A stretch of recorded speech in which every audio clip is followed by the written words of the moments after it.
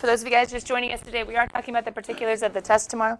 Things like, for period 1, you are allowed to come at 7:45. I will start passing out the test at 7:50 as long as you have your notes turned in, your homework spiral turned in, blank piece of paper out, and a calculator ready. If you are turning the spiral in, notes must be turned in at the beginning. Okay. Practice test can be turned in straight to the tray in the back because that will be due as well. So practice test to the tray, homework spirals, notes. And then you guys should be good to go with a blank piece of paper and a pencil and a calculator. People are starting to ask about particulars of the actual test itself, so I'm going to go ahead and use an old version, which should be about the same setup.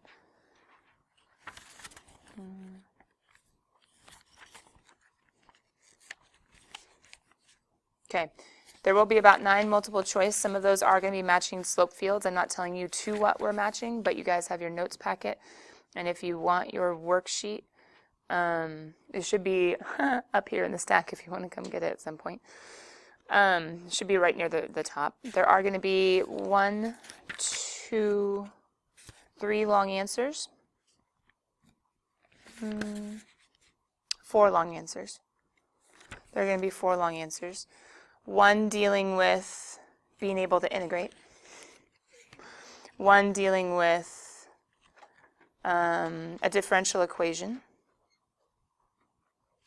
2 dealing with differential equations. And 1 dealing with a slope field.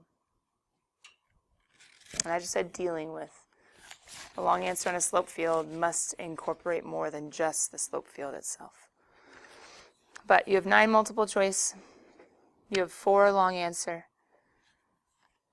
1 dealing with just plain old integration, 2 dealing with differential equations, and 1 dealing with slope field. Sound good? Okay. In the multiple choice itself,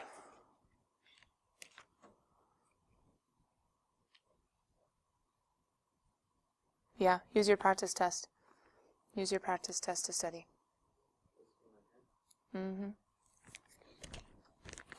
And the skills are in your review in the book. And your skills that you need are in the review in the book. All right, cool kids.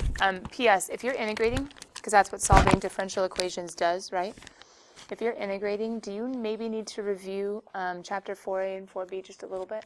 Just solving integrals? I mean, look over your integration rules if you don't remember how to integrate something like, I don't know, 1 over u squared plus a squared, and that shows up on the test. Or if you don't know how to integrate something like 1 over u, and that shows up on the test.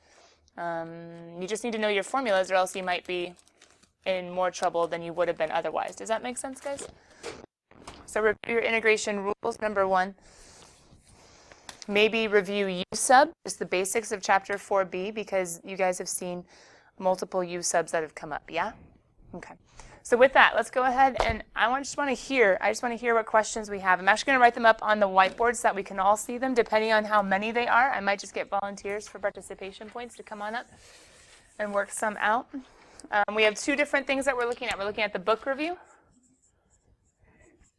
and we're looking at the practice multiple choice. So what do we got?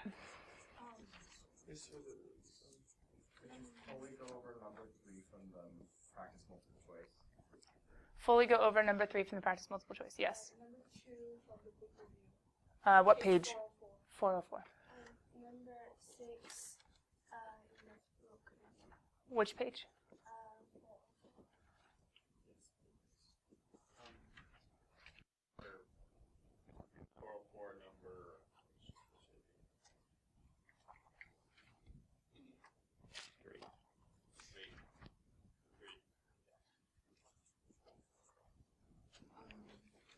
Yeah, period 6 asked that yesterday.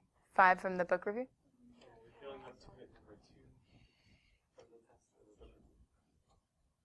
We already have that one? Yeah? I was making sure it's the same page.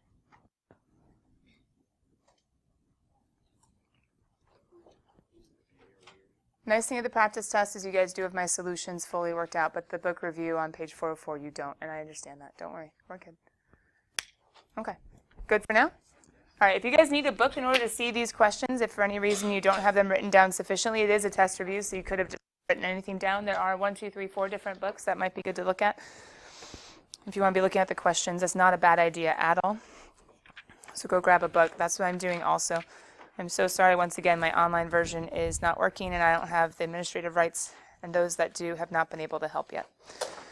Okay, so let me move this up a little bit. Okay, starting in the book review, okay? So we have 2 and 3 and 4 and 5 and 6? No, 2 and 3 and 5 and 6, okay.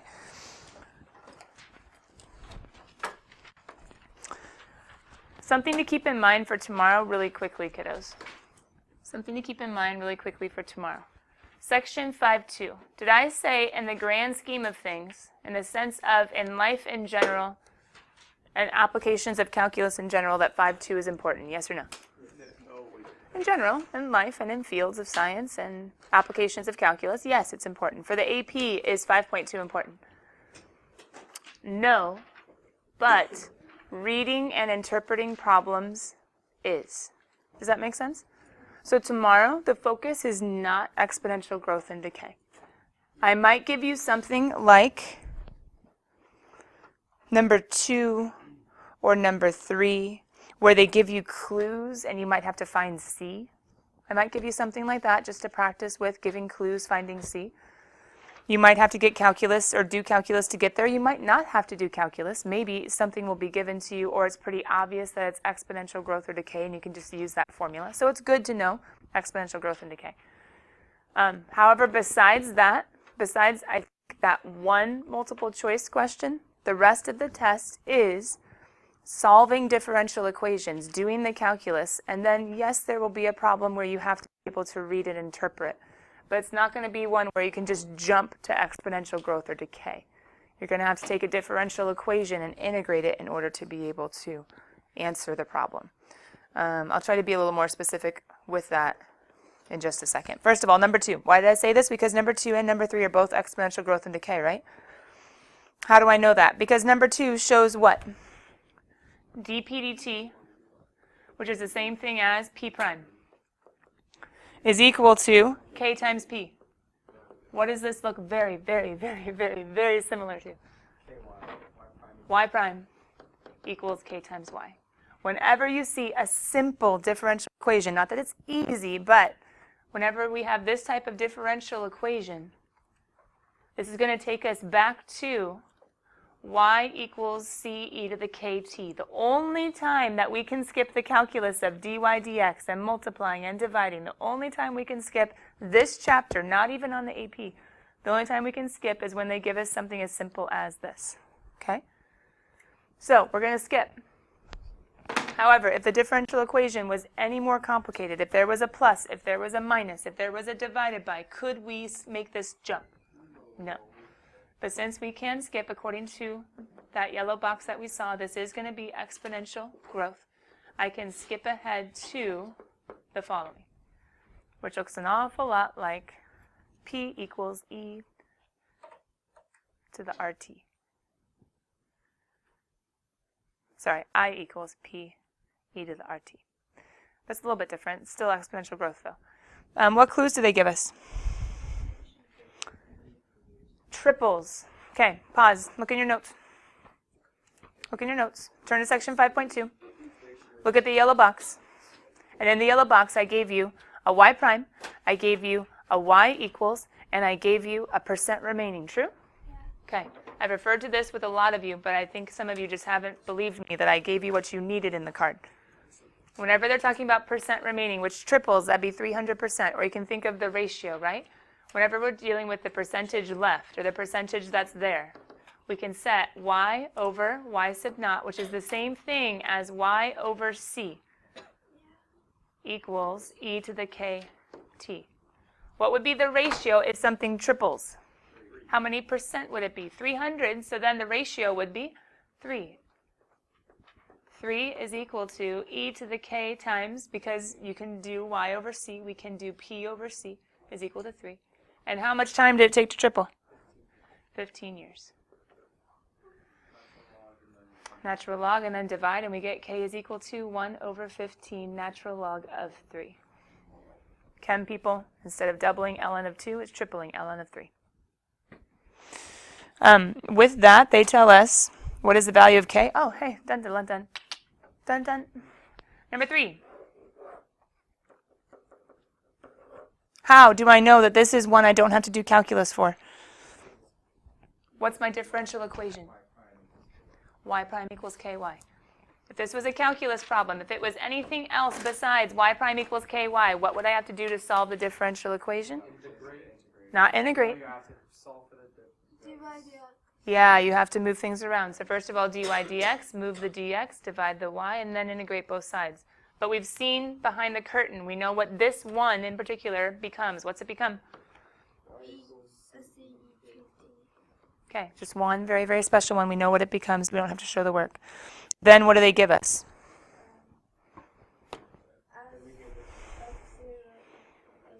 Perfect. Kiddos, if they give us clues, all we're doing is plugging and chugging. So we have 2 different clues. We have, first of all, 0 and 8. When x is 0, y is 8. And we also have, when t is 0, y is 8. And then we also have 6, 2. Now, I apologize for one mistake. If you guys look at the problem, it does not say y of t or f of t. It says f of, so it's a good old-fashioned x and y problem.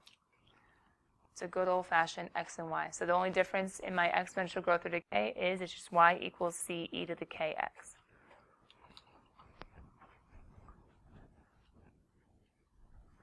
Guys, if I have x's and y's, all I have to do is substitute. There's an y. Nice thing is we actually know what the initial is already going to be. If we plug in 0, e to the 0 is 1. So we can plug in that c is 8. Just because of the exponential growth and decay, the 0, when x is 0, the y is always going to be c.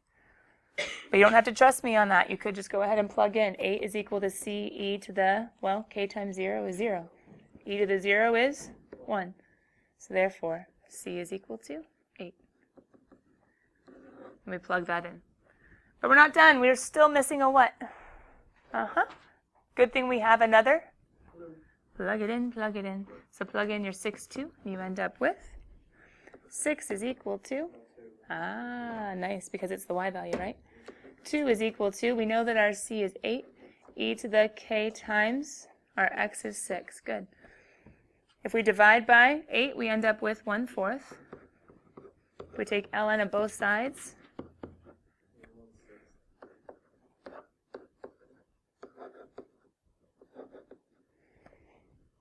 then we just need to divide by 6. So our k is equal to 1/6 ln of 1/4. Kiddos, look at those multiple choice. What are they asking for? The expression. Hey, can't you right away, just by looking at the differential equation, be like, there's no way C or D is the answer? It's exponential growth or decay, right? So let me go ahead and plug and chug. So we have our 8 being, well, letter B doesn't make much sense. But if you wanted to, you could go ahead and take the time to go ahead and plug and chug and say, okay, so I have y equals C is 8, e to the k is going to be my 1/6 ln of 1/4 times x. Does that match up with A? I think so. What was the letter choice for number 2? That was right? E? Oh, B, B, B. Wait, so I understand how you go from like P prime equals KP to the CE KP. I understand that. Why did you do that? Exponential growth and decay is such a common differential equation in the real world, not on the AP test. You won't see it at all. Not in this form. It'll be a little more complicated, so you can't make the jump. But in the real world, it's so practical that there's a whole section in our book, and it's still an AP book. And in almost any calculus course, you would talk about exponential growth and decay. It's so common. And some of you guys have seen this, whether with interest formulas, compounded interest in Algebra 2 and Pre-Cal, whether in Chem with exponential growth and decay, whether in, if you were in like a microbiology course and you were talking about like bacterial growth, etc., you're going to see this formula over and over and over again. So it's one of those that we just kind of, in that whole section 5.2, instead of making you integrate every single time, we were like, hey, let's just jump because we know what's going on in that one section. But once again, this is common in the real world. Is it common on the AP? No. On the AP, if you were to see anything, I'm just trying to get you ready for tomorrow. If you were to see anything y prime is equal to, and even if it looks very, very similar, like y minus 3, can I jump to exponential growth? No. What would you have to do? dy dt, or dy dx, is equal to k times y minus 3. You would have to multiply by dt. You would have to multiply by dt. You would have to divide by y minus 3. Then you would have to integrate. On the AP, there is no shortcut for this work. Hold on, eyes up here real quick, because it helps for tomorrow. On the AP and on tomorrow's test, there is no shortcut for this work. There is one very, very, very, very, very special type that you're only going to see in one multiple choice problem tomorrow where you can make this shortcut, and I think I even tell it to you. Like, I think the shortcut's written in the problem. But anyway, there's only one in multiple choice where there's a shortcut. On the AP, on the test tomorrow, anytime you see this, what are you going to have to do when prompted? Solve it. Actually integrate, yeah?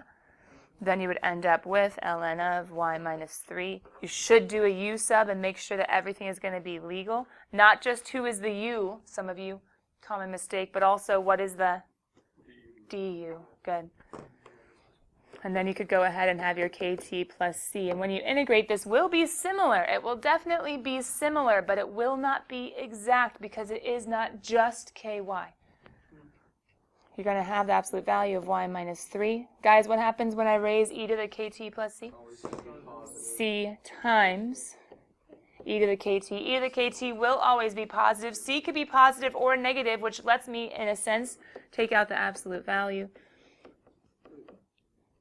So I can add 3, I can add 3. It's close, but it's a little bit different. And then I would use this, but I could use, hopefully you could use, your problem-solving strategies of reading things like initial, oh, t is 0, population, oh, that goes in the y spot. And you could plug in using the problem-solving, reading the problem, analyzing, plugging in that you were doing in 5.2. Does that make sense? Just the equation might be a little bit different. Okay. Kiddos, we also have, that was 2 and 3, and then a random aside. I'm just going to put aside. Sorry, it's not necessarily a problem anywhere. Aside. Okay. We have 5 and 6. Okay, number 5. Gives us, which of the following is the solution of the differential equation? Oh, hey, can I make any shortcuts on this one when it gives me on number 5? dy dx is equal to, what's my fraction, guys? Over 1x? Yeah. And I give you a clue of 1 negative 1. Any shortcuts? No, just, we got to go. We got to solve. Whoa. All right. Wait, why do we got to solve? What do the directions say that give us a hint? Which of the following is a solution? And look at all the answer choices. Aren't they all y equals? Yeah. Okay. So if I was to move dx to the other side, well, can you guys see? Ultimately, I need it to look like, pause, can you get there? Can you get here? Multiplying by the dx, multiplying by the dx, moving the y, moving the y. So then we end up needing to integrate. Does this make sense? 1 over y dy equals 3 times 1 over x dx. Are we okay? That 3 can come out because he's just a coefficient. So on number 5, they give us a differential equation. They ask for us to find a solution, and all the answer choices we need eventually a y equals. To get from a derivative to a y equals, when it's all mixed up, we have to properly rearrange to where we have our dx with f of x's, our dy with f of y's, then we can look at it and see our rules. And hopefully you guys see ln of y, ln of x plus c, e to the.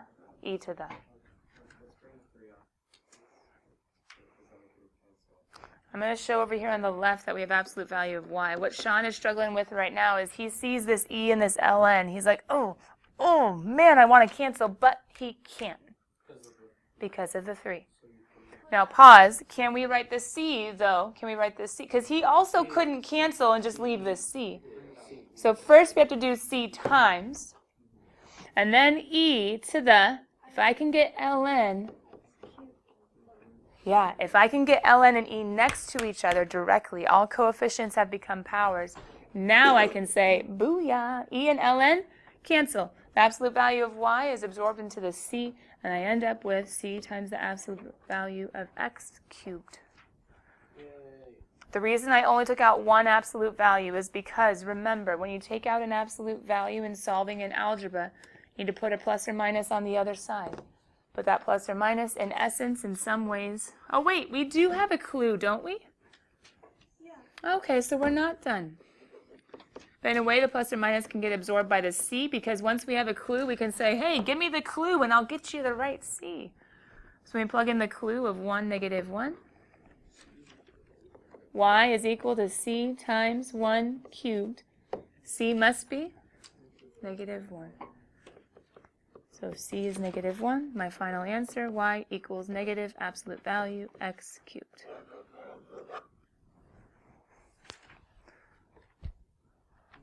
What answer choice? What's weird? Why? Like if you think about it, it's always going to be a negative answer. You don't need the absolute values there. But the cube is just because if your x is negative, then it's gonna cube in and be positive. Because it keeps its sign. No, but then the absolute value would be the first function. It would be the first function you do.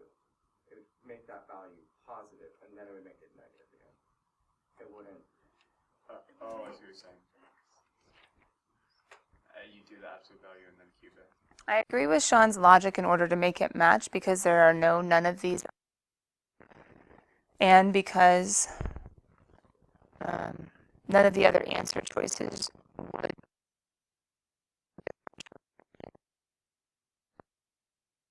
So I would agree that we can go ahead and go to B, but mathematically speaking, I agree with what An was saying, that negative x cubed will indeed be a different function than negative absolute value of x cubed for some x values. However, thinking about our whole wind pattern map and thinking about how you can choose different initial conditions, and depending on where you are, a different flow will result.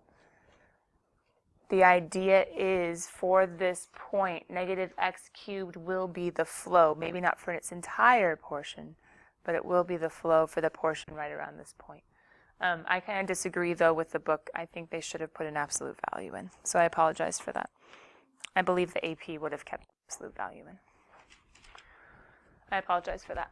Number 6. Hey, guys, number 6, to be honest, is harder than anything you'll see tomorrow. Number 6 is harder than anything you'll see tomorrow. Not because I don't like the graph, and not because I don't like the idea. The problem is, if you guys plug in A and B and C and D, don't A and B and C all have a 0 at y equals 3? Why is that important?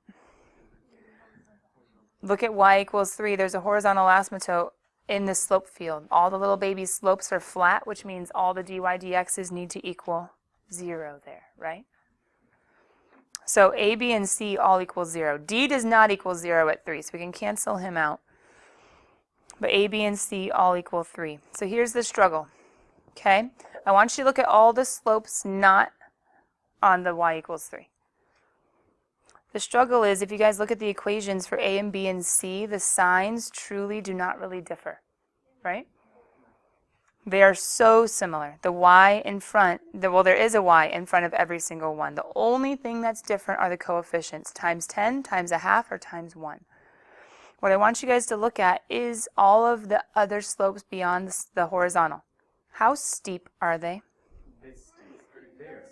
Very steep. Either very steep positive, like almost straight up and down, or very steep negative. Very, very close to straight up and down. If you were to plug, say, into B, y equals, let's just do 2. So the entire line, y equals 2. I would have 2 over 2, which is 1, times 1 minus 2/3, which would be 1/3. 1 times 1/3.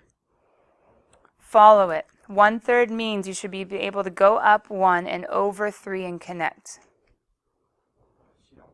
doesn't work. Because if I look at the slope field and I look at y equals 2, at 3, all of them are flat, but we already talked about A, B, and C all account for that. At 2, when I plug in for B, it should be up 1 and over 3. The slope should be like this. But what's the slope? This. It's not being multiplied by a half, the y in front. So it's not going to be. Now try to plug into C. If I plug in y equals 2. 2 times 1 minus 2/3. 2 times 1/3 is 2/3. 2/3 should be up 2 over 1, 2, 3. And connect. Still not as steep as I need it to be. If you look at all of those slopes, for all of those different y's being so steep, the only one that accounts for super steep slopes, any y value, would be letter A. But once again, tomorrow, there's not going to be any where A, B, and C are so similar. Now, hold on really quickly. Can you guys peek real quick at these ones that I gave you? Look at number 1 and number 6 both. You were matching slope fields to what? dy dx's. Why do you think I gave you those? Well, I was going to say those are the harder ones. Because for both 1 and 6, didn't you have to look at the actual slopes and see where they're flat, where the slope dy dx equals 0, or where they're positive, where dy dx is positive or negative? You didn't really get to follow the flow, because solving those two would be both too complicated. But if you're matching to y equals, what do you get to do? Follow the flow. If it's y equals and you see like, oh, a sine would go through, yay, it's sine. If you see it's y equals and an e can go through, yay, it's e, right? But with dy dx's, they're harder because you have to actually look at the slopes themselves. Guys, we've gone over the questions 1 through 6, well, that you had 2 and 3 and 5 and 6 on the review on page 404. It's time for us to go peek at number 3 on the practice test. So the only one that could account for this would be dy dx equals something super steep. I think it was this one. Because C and B are not steep enough. Only A makes it steep enough, and that was number 6. Okay, I think this is the one we started yesterday, right? Sean's question on number 3?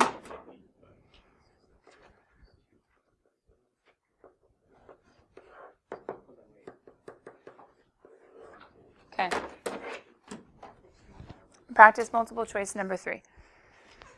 This one gave us a differential equation of, was it dy dx or y prime? Y prime. X squared root of x plus 1, make sure I got it. Is that good?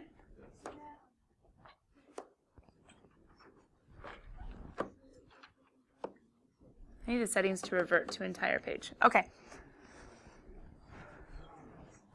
You're going to have to ask yourself this tomorrow. But remember, I told you can only do it on one problem, one multiple choice. But that's okay. Ask yourself, can I jump to the answer? It's not y prime equals ky. I can't jump to an exponential growth. All right. Everything else, every other question minus one multiple choice, you're going to have to actually solve. Question, how do I solve for the solution as the practice test indicates? dy dx. Wherever you see a y prime, make it dy dx. Wherever you see a y prime, make it dy dx. Okay? As soon as you make y prime dy dx, you should be able to look at it and say, huh, who doesn't belong? So multiply dx to the other side. Now, those of you guys that were gone yesterday, Sarah and Sean, we did start this one in the video yesterday, but that's okay. I'm just going from the beginning today. Okay?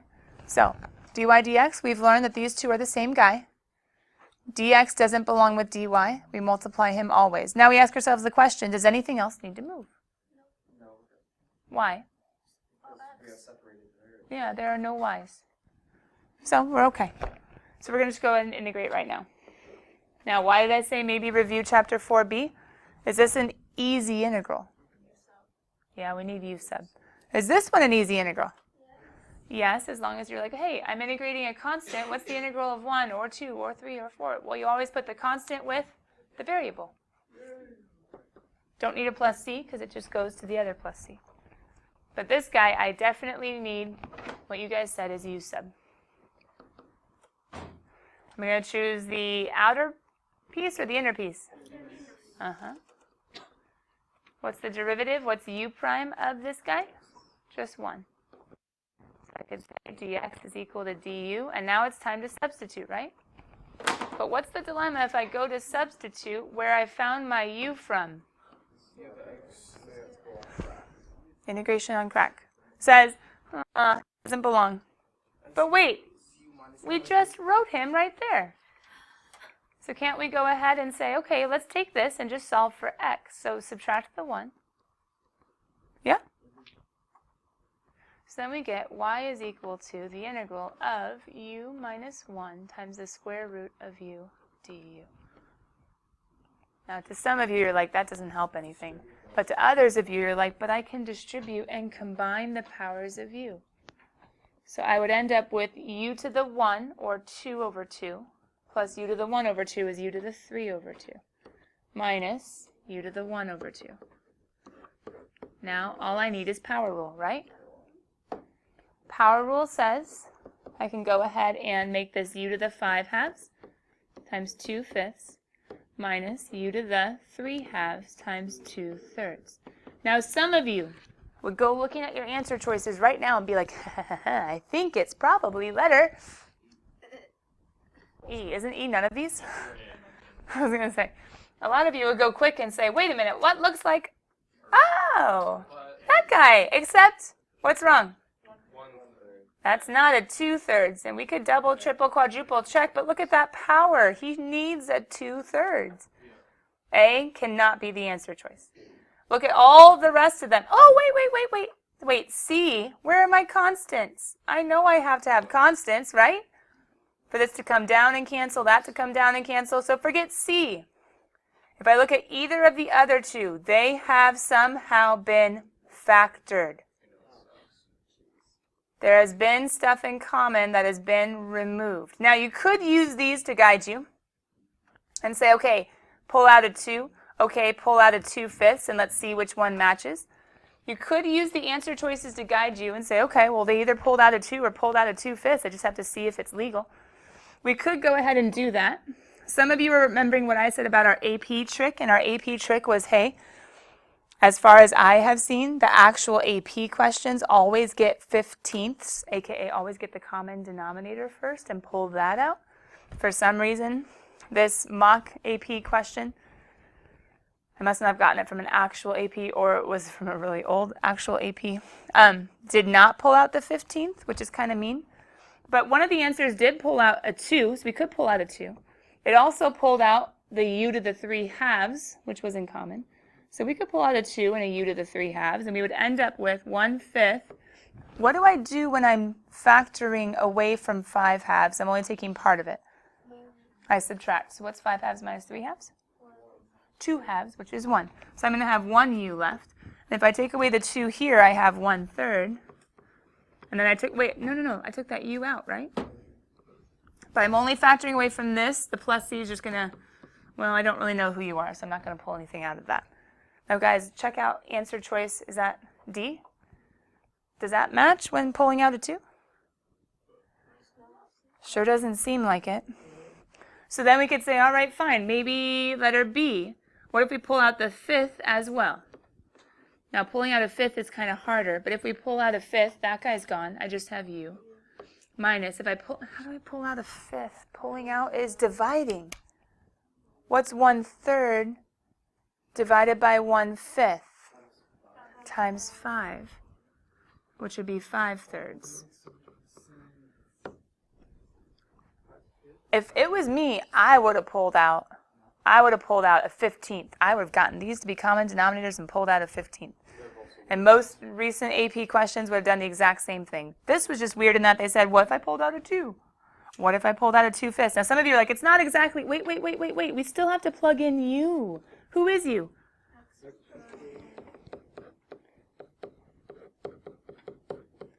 Why is their answer not exactly with the 5/3? What's 1 minus 5/3? Negative 2/3.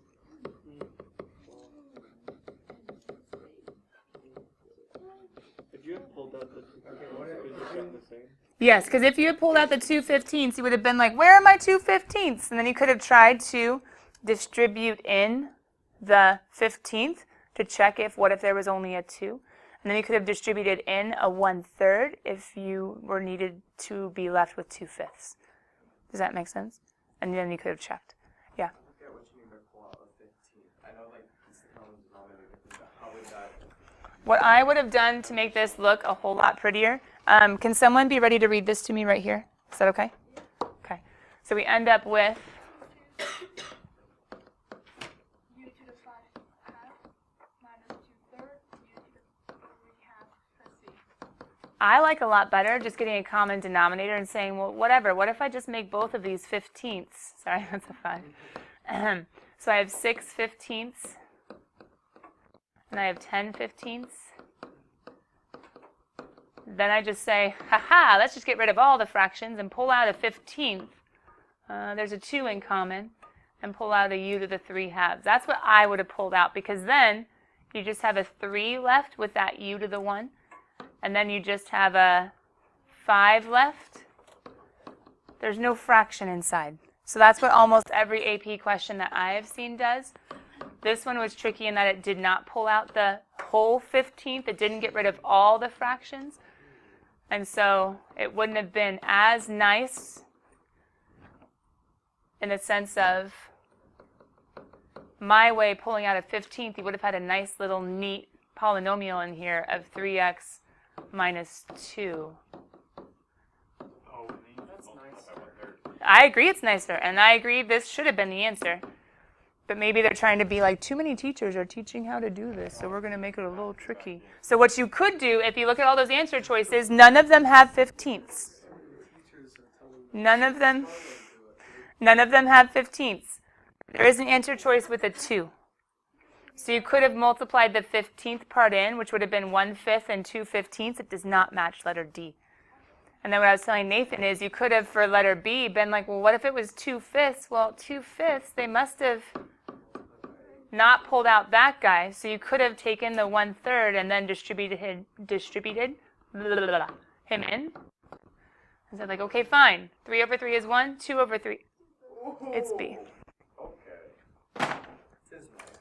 So you could just go for it, always get the common denominator, always pull it out and be like, what did they give me? Hopefully it's what you have, and if they didn't, fine. I'll make it what you want it to be. And if it doesn't match, then E, none of these. With that, kiddos, we have gone over all the book questions that you have and all of the review questions that you have. Here's what I'm going to spend the next 3 minutes doing as you guys just ask each other anything, everything as far as clarification. I would say on any of the problems we did today, but pause. What have we not done a lot of practice on? Slope fields. Why? No, it is important on the test, but we had a big, huge note packet. We kind of had a practice test on slope fields alone back when we did them. We had book homework, but we also had a notes packet and a homework packet, right? Okay, so do you need to study the notes packet, homework packet? It's probably a good idea. Matching and long answer / FRQs. Long answer / FRQs and matching. What I'm going to be doing right now is if you don't want to wait until tomorrow, I can get you your Chapter 4A tests. I'm going to make sure you have them before you leave tomorrow.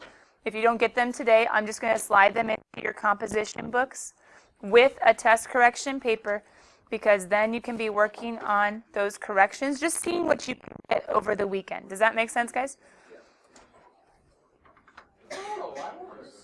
So if you want it today, I will try to have it for you in the next couple minutes. If you don't, then you can just wait until tomorrow. It'll be in your composition book for you guys to work on.